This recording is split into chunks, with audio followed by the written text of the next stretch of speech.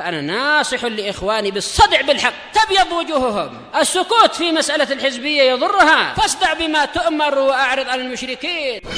سلامي على دماج ورجالها والشيخ يحيى ودار العلم يا سعد بانيها. Assalamualaikum warahmatullahi wabarakatuh.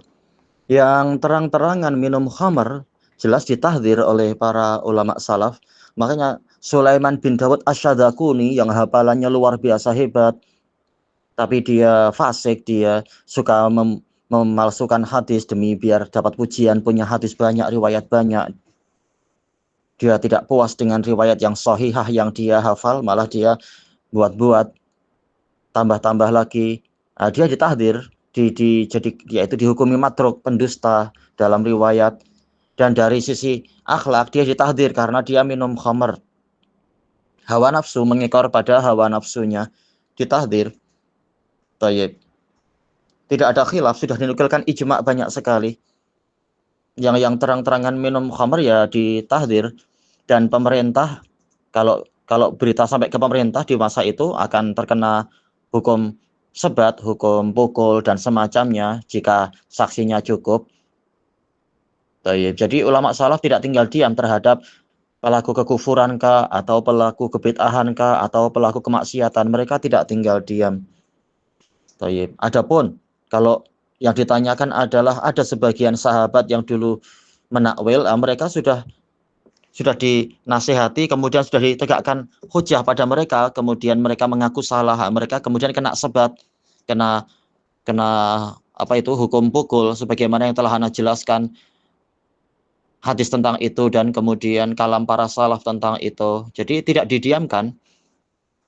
Adapun kalau yang antum tanyakan misalkan adalah yaitu dari kalangan Hanafiyah, yaitu Abu Hanifah, dia menakwil bahwasanya khamr yang diharamkan adalah khamr yang dari inab saja misalkan. Adapun kalau sementara dia mengambil bahwasanya Nabi SAW minum nabit, padahal nabitnya Nabi tidak sampai memabukkan, tidak seperti nabit-nabit yang di generasi-generasi setelahnya. Intinya kesalahan itu tidak didiamkan dan sudah tegak ijma'. Makanya yang melanggar ijma' dalam artian yaitu melanggar dalil, yaitu maksiat, ya ditegakkan hukum terhadap kemaksiatannya itu.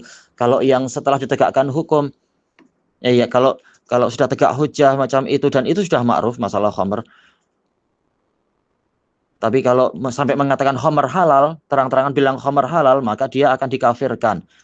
Kecuali kalau ada takwil yang seperti yang di zaman sahabat. Ataupun setelah itu tak ada yang mengatakan khamr halal.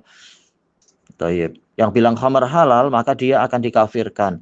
Kecuali betul-betul ada udzur, yaitu dia mungkin sedang mabuk lalu bilang khamr halal kah misalkan, atau ada takwil ayat yang silap, yang dia keliru, seperti yang pernah terjadi di sebagian kecil sahabat yang kemudian ditegakkan hujah dan mengaku bersalah dan seterusnya.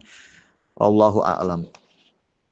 Dan diriwayatkan Abu Hanifah sendiri menyesal atas fatwa dia bahwasanya nabit itu halal, sehingga kemudian orang jadi masuk kepada masalah khamr dengan alasan ini nabit. Seperti yang disebutkan di dalam riwayat bahwasanya pernah Abu Hanifah sedang jalan-jalan, kemudian di bawah pohon dia lihat ada orang sedang mabuk nabit, tapi nabit yang memang sudah yazbat, yaitu sudah burbui, sudah jadi khamr memang.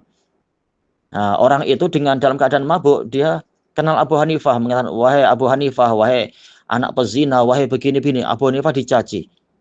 Akhirnya Abu Hanifah bilang, iya saya bersalah, saya berfatwa bolehnya minum nabit sehingga muncul orang seperti engkau, kata Abu Hanifah seperti itu. Wallahu a'lam.